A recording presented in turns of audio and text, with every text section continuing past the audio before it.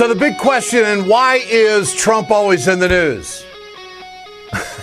Is it hard to figure out? Listen to what the guy says. Good to have you with us on this Wednesday edition of Ed Schultz News and Commentary from the North Country.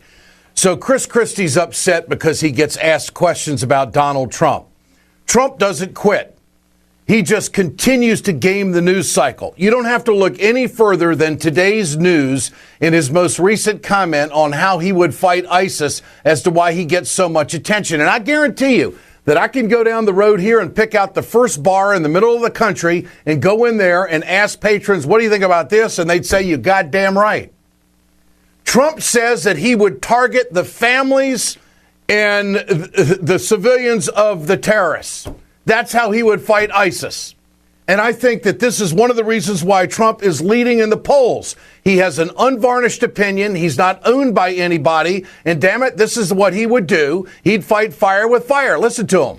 I would knock the hell out of ISIS. Well, we see that and the other thing is with the terrorists, you have to take out their families. When you get these terrorists, you have to take out their families. They care about their lives. Don't kid yourself. But they say they don't care about their lives. You have to take out their families.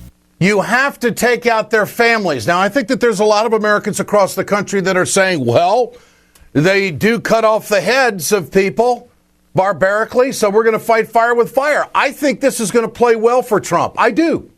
Because I think that there's a lot of Americans frustrated in the way that we are executing this strategy against ISIS. And so the fire with fire, who cares if we're immoral and barbaric? That's war. I mean, I'm not saying that this is what I think we should do, but this is where I believe people are going to come down on this. Now, Trump leads, despite all of the controversy about how many Muslims were cheering on 9/11 and what he saw, he still leads in the polls by a sizable margin. He's at 27%. Marco Rubio is 10 points back. And then, of course, Ted Cruz is at 16%. And who's left the building? Pretty much, it is the doctor. Dr. Carson has fallen in the polls. So the story that has been trying to knock down Trump from other Republicans that these Muslims were cheering on 9/11, he got a little bit of backup. Not that I consider Rudy Giuliani a big source, but the fact of the matter is he was the mayor of New York when we got hit on September 11th, 2001. He is saying, yes, there were people that were cheering. I do have distinct recollection of having reported to me by the police a number of incidents, several. I will read to you from an article, September 14th, 2001, Fred Siegel, New York Post. This is back then. Okay. Here in New York, it was easy to get angry listening to Egyptians, Palestinians, and the Arabs of nearby Paterson, New Jersey, celebrate as they receive word of the murderous attacks in New York and Washington. I can tell you, reported to me. Now, I didn't say them, so understood. It could be wrong. Reported to me by the police were attacks in Brooklyn, Queens, and in the Bronx. When you say attacks, what meaning there were a couple of these incidents where the Muslims were celebrating and people attacked them. There certainly were celebrations. This is all the backup that Donald Trump needs.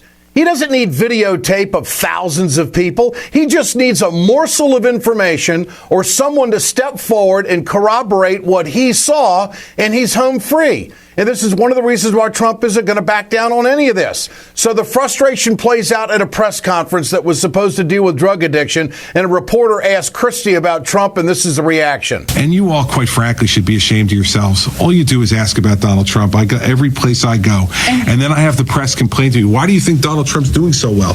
Well, hell, man, if you're talking about him 24 hours a day, anybody can do well. So, well, Mr. Christie, let me give you a quick lesson on the news media. This, to go after the families of terrorists, is a major shift in strategy. In the United States, you'd have to go back to the bombing of Dresden in World War II when we bombed civilians trying to break the will of the German people. It's not like we haven't done it before, but Trump has said we would go after families. Mr. Christie, do you agree with that? Would you go after the families of the terrorists? This is why Trump is getting attention.